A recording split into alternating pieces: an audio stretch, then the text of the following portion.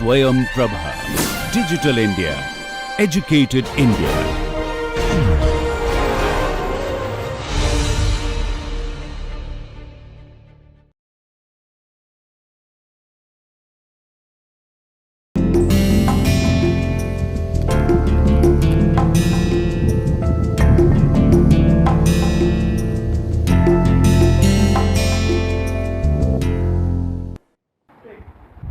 Hello and welcome to Lecture 12 of Gender and Society. This lecture is going to be on technology and healthcare. So, in the past lecture you have seen that what are the various ramifications, what are the various processes that are at play between gender and health.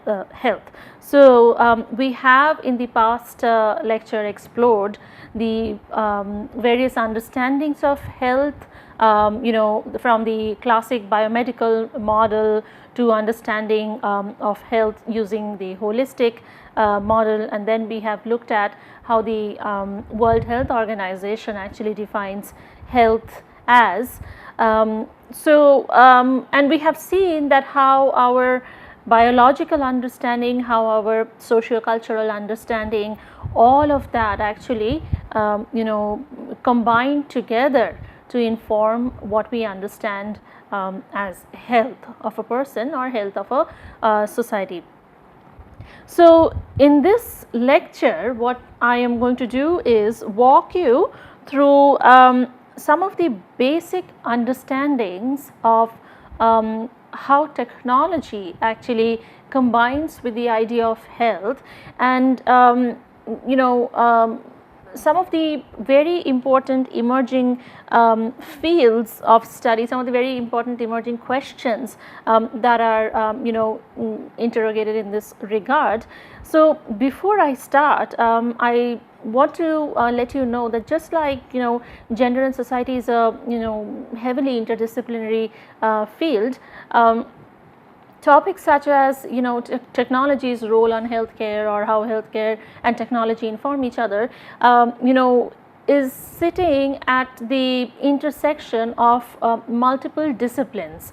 So, we will see how these intersections actually work out, but just to start with a couple of key questions here, that how can our understandings of gender be informed by exploring the socio-technical relations of information and communication technologies, or ICTs, in healthcare.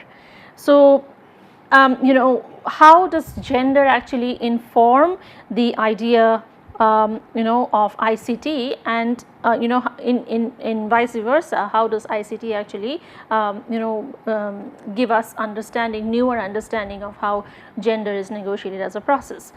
And the second question that we will be looking at is, how far can an appreciation of the ways in which gender works inform and improve our understanding of how ICTs are being developed, implemented and used in healthcare contexts. So, as you can imagine, and as you already may have identified, that one of the intersections of talking about technology and healthcare, which is a huge field, and it is practically impossible to talk about all the technological advances in just one lecture, but as you can imagine that the role of information technology, the role of information and communication technology is at the very heart of the matter, is sitting at the very core of the matter. Also sitting at the very core of the matter is a sociological understanding of how technology and healthcare inform each other. So, we have an emerging idea of self-care, which is highly culturally driven, and it's promoted through cultural practices and social practices and government policies. So, we see this idea of a transition from curing a disease as you have seen in the last lecture that of the several transitions that we have made in this respect, this is one such that we have transitioned from the idea of curing to the idea of preventive ways, and to the idea of self care, to the idea that what can you do to take care of yourself, what can you do to prevent falling sick. And the very technologies that redefine health are also the means through which this individualization can occur, through e-health, diagnostic tests, and the commodification of restorative tissue such as stem cells and clone embryos. So, you see that the premise, the boundary of this field of technology and healthcare is huge. So, we are talking on the one hand about self-care, everyday living, day-to-day life. Two, we are talking about restorative tissues. We are talking about examples of stem cells, clone embryos. So, you can imagine the breadth of the the field of technology in use of technology in healthcare services. So, from a sociological perspective, when we talk of digital health, we come across 4 broad areas that inform each other, and they inform and they make possible the growth of digital health. So, as you can see, digital health is sitting at the center of these broad disciplines of sociology of health, sociology of algorithms, computational social science, critical digital sociology. So, all of these actually merge at a point to give us an understanding of digital health or digital healthcare. So, when you have to understand how digital health works, it will be important for you to bring in some of the understanding from each of these fields of inquiry. So, what we have seen that over time, the idea of digital healthcare has progressed through several stages.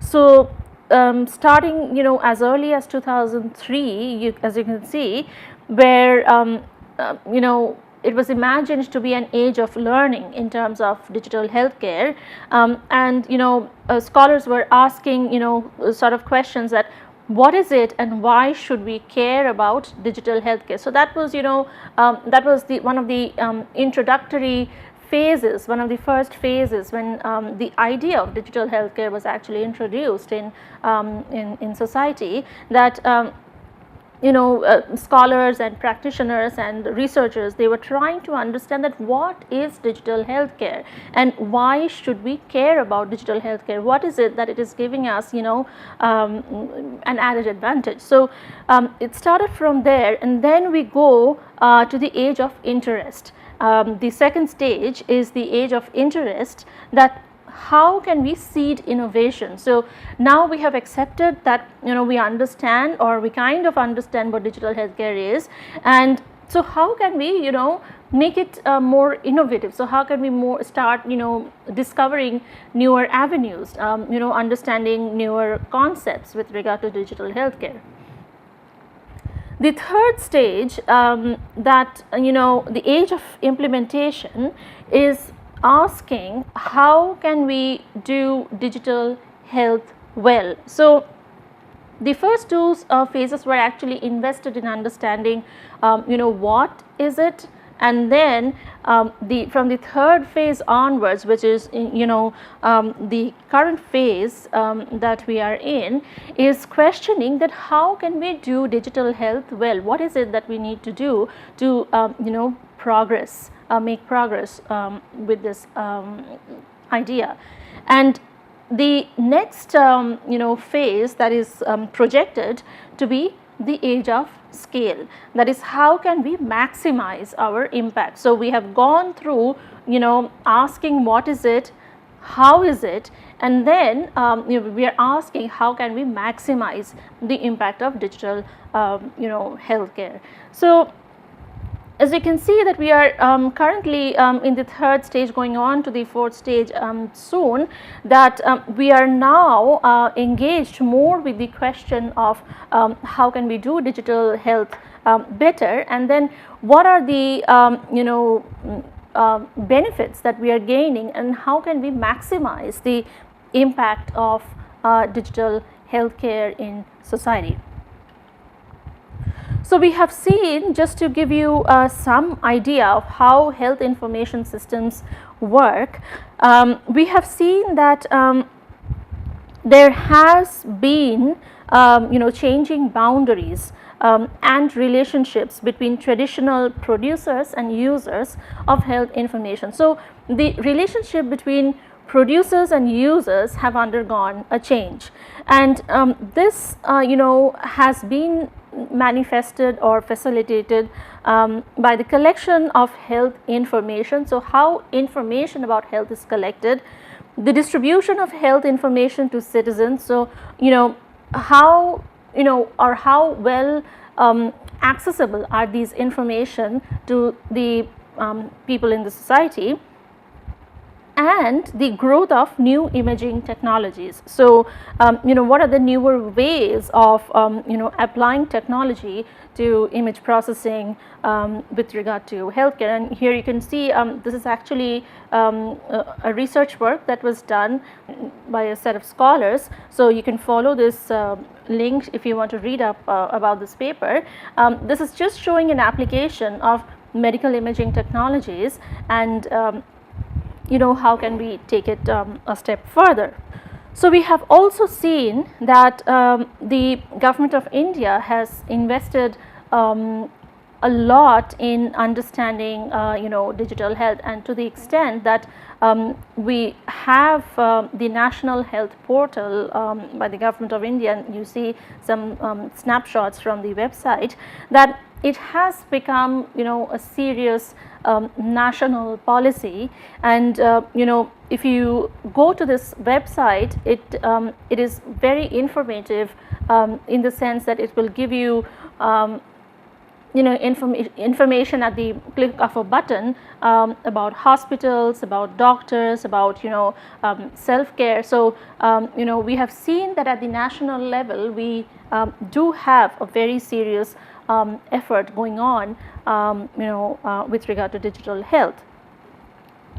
And in the National Health Policy of 2017, we see that these targets, these goals are actually quite spelled out. For example, I'm quoting from the policy, that leveraging the potential of digital health for systematic linkages between the various levels of care, that is primary, secondary and tertiary, would ensure continuity of care. So they are pointing out that this the level of healthcare should include all of these levels of primary, secondary, tertiary, and that is what is going to ensure the continuity of care of the society. Then they also talk about the digital health technology ecosystem, which is the National Digital Health Authority, or the NDHA, will be set up to regulate, develop and deploy digital health across the continuum of care. So they are actually having a health authority to look more deeper into the ideas of digital health. And the road ahead from here is to understand then what are the various applications of digital health in society. So from a sociological perspective, when we try to talk about digital healthcare and gender, digital reproductive healthcare is one of the emerging and very significant areas of inquiry in this respect. So let me just also remind you that when we are talking about digital healthcare, we are also talking about some factors such as understanding of a traditional healthcare. So what it means, say if we take the example of reproductive healthcare, so what it would mean traditionally with regard to reproductive healthcare, computer literacy. So how well can a person use computers, or rather does a person have access to computers or not.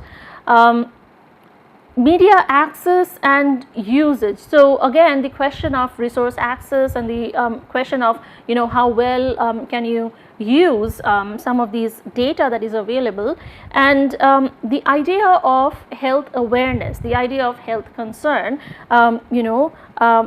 How much does it affect you? How much do you value it? Actually go a long way to inform our understanding of digital healthcare. So where we see this, the idea of digital reproductive healthcare, we can talk about it in three possible ways. So the first way that we can talk about it is talking about discourse and practice. So if you look at how discourse and praxis operate, so these are classic ways of understanding that what people say and what people do in society. So the relationships between discourse, structure and action in this case are analyzed, and with regard to praxis, the questions concerned around what are the various values, what are the various norms, what are the various expectations that are implicated in such technological applications. So that is one way, and there is another way of understanding. So what are the expectations of these applications on healthcare, and how is the understanding of the human body actually changing with the application of digital practices. So the idea of digital embodiment. So how is understandings of motherhood, of fatherhood, of self-care, of monitoring the body. So how are these ideas changing over time with the use of digital healthcare, and the idea of intersectionality being scaled. So this is also emerging field of inquiry in sociological study, that we talked about the idea of intersectionality, where we look at a person's social location based on the various axes of differences, such as gender, such as age, such as religion, nationality, ethnicity, and here you can see it's sketched out that way. So the intersectionality that is also scaled, which means that this intersectionality is negotiated at various geographic scales, from the starting from the body, starting from the family to the region, to the group, to the national, to the international. So all of these geographic scales at which it is negotiated. So this is some of the significant ways you can actually understand the idea of digital reproductive healthcare, so through discourse and praxis, through digital embodiments, and by understanding how intersectionality is scaled. So as I said, that the idea of technology and healthcare and gender is actually very overlapping, and it shares a lot of understanding with each other and with other fields. So if we look at gender and technology, we see that this relationship between gender and technology looks at the social shaping approach, which is hierarchical, inflected by social class and gender. So the relationship between gender and technology is socially shaped and socially constructed to a large extent. The relationship between technology and health brings with it the understandings of the sociology of science and technology studies, or STS, as it is popularly known, the socio-technical perspectives on health informatics. So, health informatics or social informatics is a field that has emerged for quite a few years now, although work is going on in this regard, quite significant works going on in this regard. But then this field, technology and health, actually again looks at this socio-technical perspective, that it is a product of the social and in society.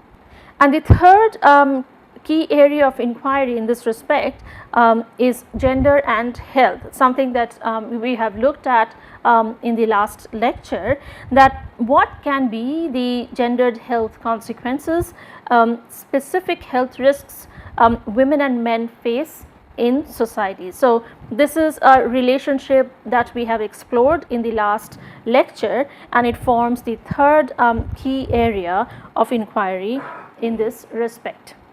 So, in this respect, we also have to understand another theoretical framework that we may find helpful to understand how technology works with human aspects of healthcare. So, this is called the actor network theory, and the human and the non-human, as the theory states, should be integrated into the same conceptual framework and assigned equal amounts of agency. So, this is a theory that comes from a sociological background, where it is proposed that there is a relationship between human and non-human artifacts or structures, and they can be studied as part of the conceptual framework.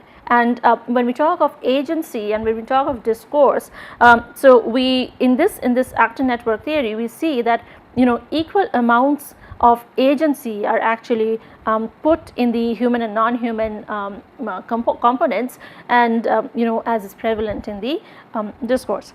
So, this theory, this actor network relationship, actually explores how relationships between people, objects and concepts are formed and why. So, as human beings, we deal with a lot of non-human things, and so there exists a relationship between that human and non-human, and this theory actually helps us to understand how all of those relations are built, and then how can we make meaning of why such relations are formed between the human and the non-human. So, here in this graph, as you can see, this is used as an example here, that this shows a relationship between users, graphical user interface designer,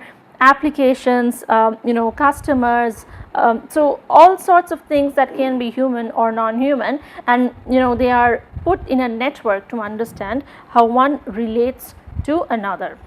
So, this is another example to show that borrowing from the actor network theory, we can think of developing mobile analytics, and say for example you want to build an app that measures, or that tells you something about a health condition, maybe a reproductive health condition, maybe a health condition such as diabetes. So, you want to develop that app, and this is one way of understanding that if you have the app, if you want the app as an end product, then you have to first have an understanding of who that app is going to be used by. And if you don't have an understanding of the society or the type of people who will be using that app, then chances are that after you have built that app,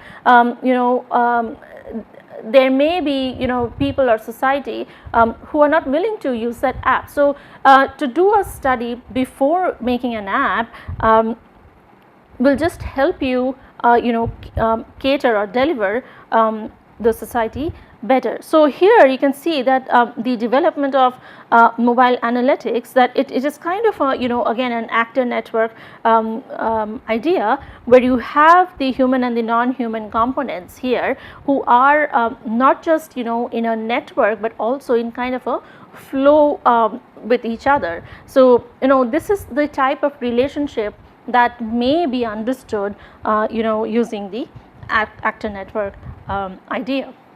So just to emphasize that how important is it for us to understand that apps or applications are socio-cultural artifacts. They are as much socio-cultural products as they are technical products. So here is a very powerful quote by Lupton in 2014, that apps are new digital technology tools, but they are also socio-cultural products. They are active participants that shape human bodies and selves as part of heterogeneous networks, creating new practices and knowledge. They are therefore generative, a productive form of power.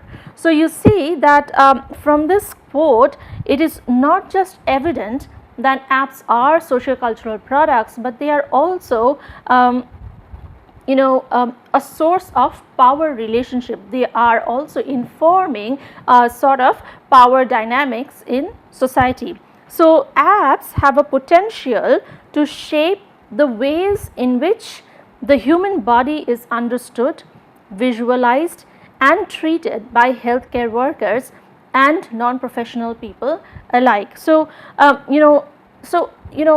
every time you would use an app, you will see that how much of a socio-cultural understanding has gone behind crafting or behind building that app, as much as it would need a technological idea, technological skill. But it is probably impossible to not think about apps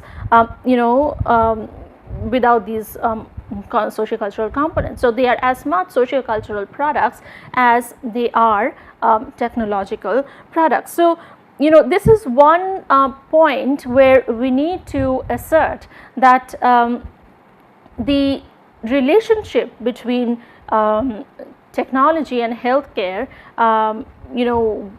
in terms of when it's talking about the embodiment or discourse or praxis, it's one of socio-technical ensemble. So it's one of it's bringing together all of these socio-cultural factors to inform a product of technology. So we have also seen that social media plays a huge role in healthcare services, and this is one way that social media allows more people to take part in the discussion and share knowledge. So for example, take Facebook, take Twitter. How much of interaction, how much of discussion and knowledge sharing actually go on is unimaginable. So over time, social media has become one of the most important platforms for knowledge sharing, knowledge production and discussion. Social media also creates cognitive and real surpluses that can free up our resources to deal with essential needs. So this is a cognitive journey that you make with social media that is factored into everyday living. And it democratizes the decision making process so that needs find solutions rather than other way around. So it just gives us as society a platform for making decisions and then finding solutions. So the idea of social media has factored into people's life now in such intricate ways that it is difficult not to pay attention to practices regarding that.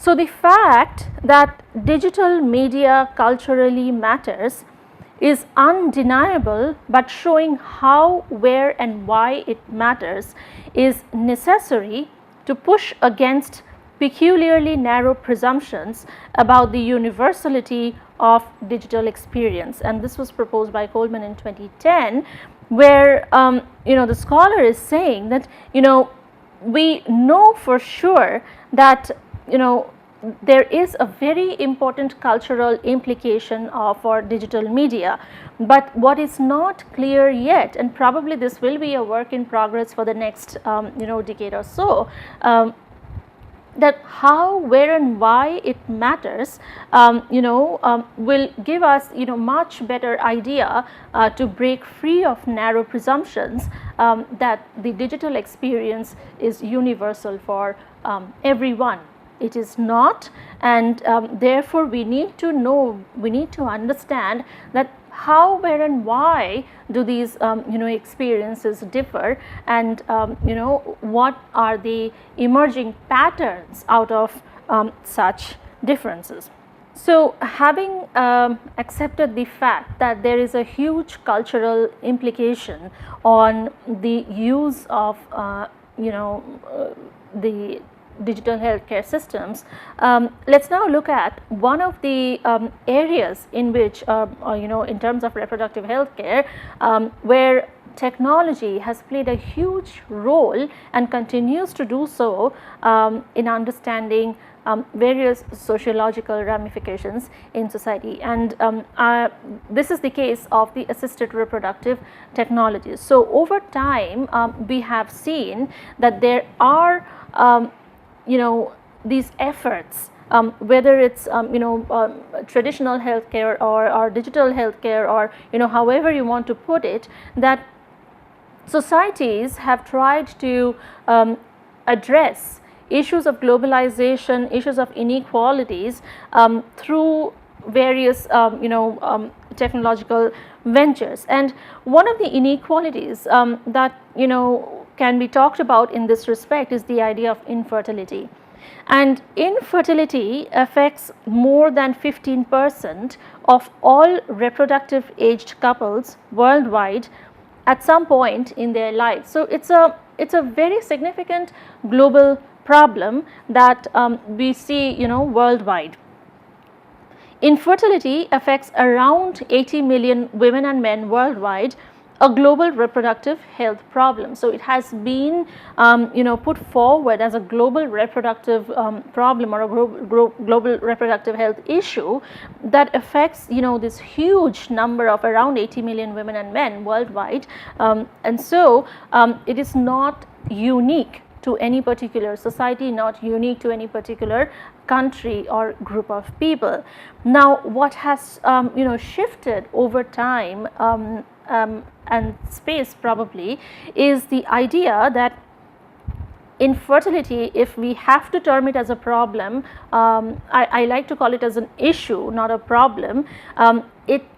The focus has shifted from being a female's problem to a couple's problem. So, that is a major shift in focus that we see, that infertility, the changing ideas around infertility is brought about in society, is that now it's looked at as couples problem, and therefore scholarly work actually addresses it as a reproductive aged couples problem. So, we see this is a quite significant couples problem across the world, and we see that the various technologically assisted reproduction is largely restricted to the global elites, whereas the infertile poor, who are at the highest risk of infertility, are devalued. So, there are some patterns, there are some trends that come out of how technology actually has influenced the reproduction process. So, what is seen that it is largely restricted to the global privileged class, the global elites, whereas the poor people who suffer from infertility and who are the highest risk of infertility are actually kind of left out of the process, left out of the technological assistance. And we see that as a result of that, there is a pattern called stratified reproduction, which are the ways in which political, economic and social forces structure the conditions that are which women carry out physical and social reproductive labor. So we see that it gives rise to a stratification in society because of this class based access to resource. So this is one way of understanding how stratas are created in society, how social forces structure conditions, and so this is what the assisted ARTs, as it popularly known as, have brought in society, that they have also brought with it an understanding of stratified reproduction. So what has been seen over time in terms of embodiment and subjectivities, if we have to talk about the role of digital embodiment here, that ARTs are gendered technologies with highly specific and differentiated applications on men's and women's bodies. So we see that the process in which ARTs are carried out, and there are multiple ways, there are multiple stages that ARTs are carried out, but they if you look at in scholarly research, much of them have described ARTs as gender technologies with differentiated applications on male and female bodies. So more invasive on women's bodies. So practices such as which include ARTs are seen to be more invasive on female bodies, such as practices such as superovulation or injecting hormones, etc.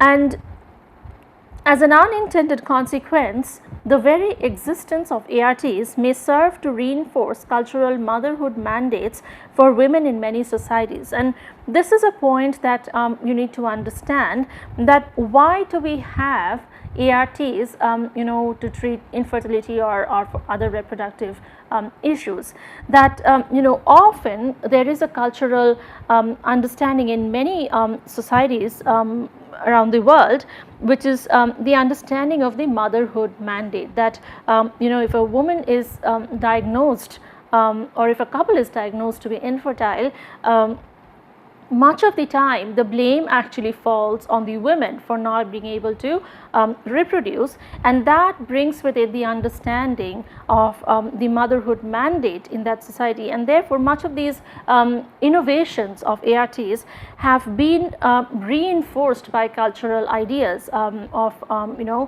mandating certain gender roles, and ART is a classic example of that. Women's heightened embodiment of ARTs also manifests in men being treated as the second sex in ART practices and discourses. So for once, in this innovative practice, that scholars have pointed out that traditionally what has happened is women have been labeled as the second sex, and for once in ART, because the focus is on the female body, because the focus is on cultural mandates of women in society, the idea of male privilege is actually taking a backseat here, and men are being treated as the second sex, which is traditionally the reverse, as is seen in scholarship. And in most societies, male infertility remains deeply hidden because of its conflation with impotency and emasculation. So this is again a classic example for you to see that there are these signifiers which are attached to the construction, the cultural construction of masculinity, the cultural construction of femininity. And oftentimes what happens is if an infertility issue is diagnosed in a couple, and if it's the issue is with the male in the couple, oftentimes that remains hidden. Oftentimes it is not exposed, because exposing that will take away the signifying factors of masculinity or the privileged position in society. So it is a very, very common phenomena that if it is a problem, the male infertility is a problem, it remains deeply hidden. It is not spoken about. It's not discussed. So these are, as you can see, some of the major ways in which we can understand the role of ARTs, and by extension the role of digital healthcare practices, as it would have a direct influence on a person or a group or a society. So we have different ideas of embodiment, we have different ideas of subjectivities, and there are social repercussions. So society actually behaves differently, society responds differently with regard to each of these embodiments and subjectivities. So we see that with the application of digital healthcare practices such as assisted reproductive technologies, our understanding of kinship and family has also changed over time. So if you recall some of the understanding from previous lecture on family and gender and kinship, you will see that if we now understand or try to understand those relationships with regard to practices such as surrogacy, that it's the process by which a couple or a family would plan to have a child. So the process of surrogacy, the process of destabilizing biological understandings of the family. So until we know that kinship primarily has been based on a biological understanding of family through kin or blood, through marriage or adoption, and we see that these newer ways of having a family actually destabilizes the biological understanding. It also unseats traditional notions of heterosexual parenthood. So societies, as you know by now, are positioned on an understanding that parenthood must comprise of a heterosexual couple, so between a man and a woman. And with this new forms of technologies, to have family, to have children, to have babies, it is also destabilizing or unseating these traditional notions that there are parents who are who can be either single parent or same sex parents who have now an option to have a child, to have a baby, and therefore it is challenging the single understanding of family as or parenthood as heterosexual parenthood. And the introduction of ARTs, particularly donor insemination for lesbian and gestational surrogacy for gay men, has led to the queering of reproduction. So as you will see in the lecture on queer theory and queer relations, that this in a way leads to a queering of understanding of how we understand reproduction, and this goes hand in hand with the previous point that we now have newer understandings of how families can be formed in society, and these are some of the ways that are playing very important roles to help us craft new definitions of family, new definitions of social relationships. With that also comes something that is known as embryo ethics, and scholars have pointed out that there can be a lot of ethics that is involved with the ART process. So multiple sets of inequalities surface in the practice of assisted reproduction, reflecting intersecting oppressions based on gender, race, class, and nationality. So as you well know by now that each of these components, gender, race, class, nationality, each of them actually contribute to an understanding of creation of inequality in society. And the practice of assisted reproduction actually makes it more visible, makes it more tangible. So we see that is one of the ethical considerations or one of the visible concerns.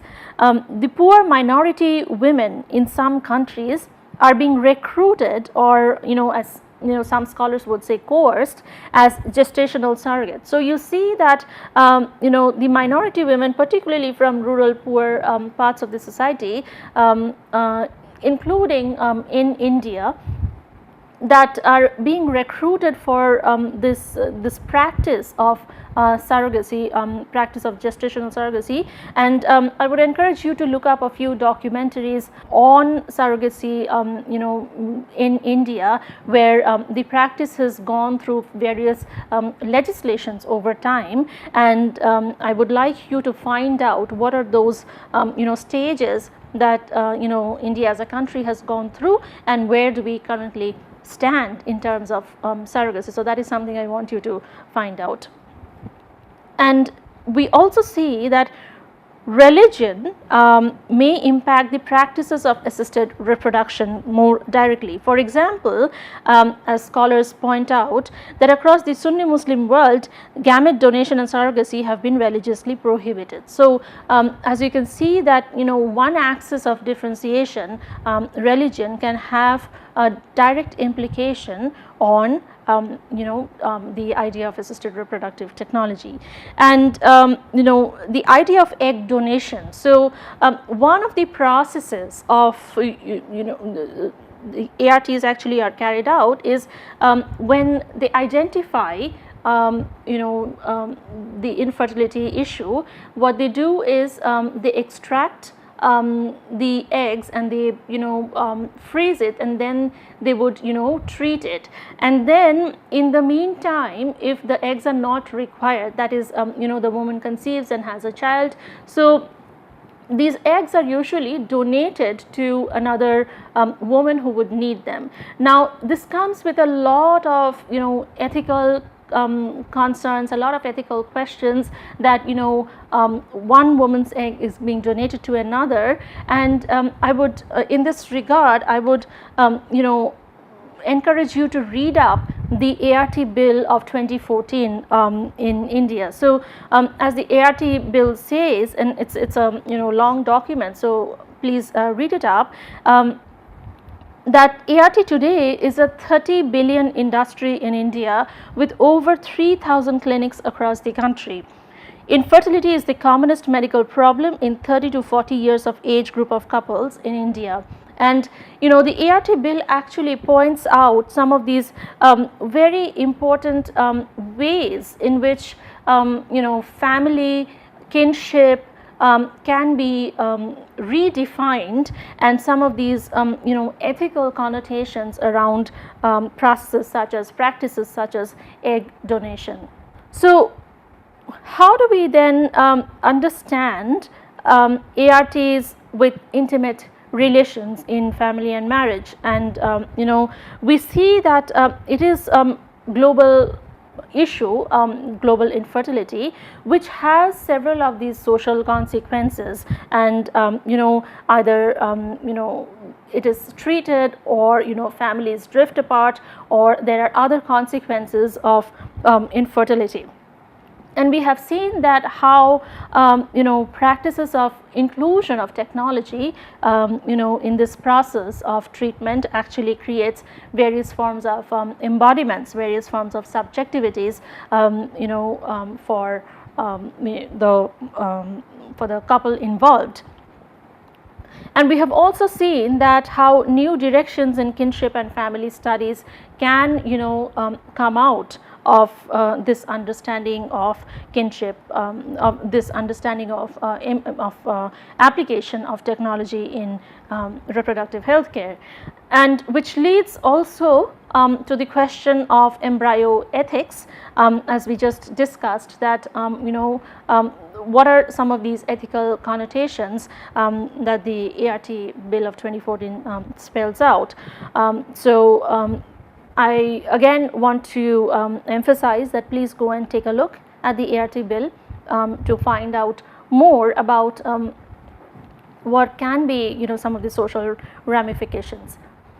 So what we have seen is over time this has been strung into the popular understanding so much that we see news reports, we see newspapers actually doing articles, and this is from one such news article which talks about the people in India still express outrage over the idea of freezing eggs, and they did a very nice story to show what has been the role of ARTs, the role of assisted reproductive technologies, and why is there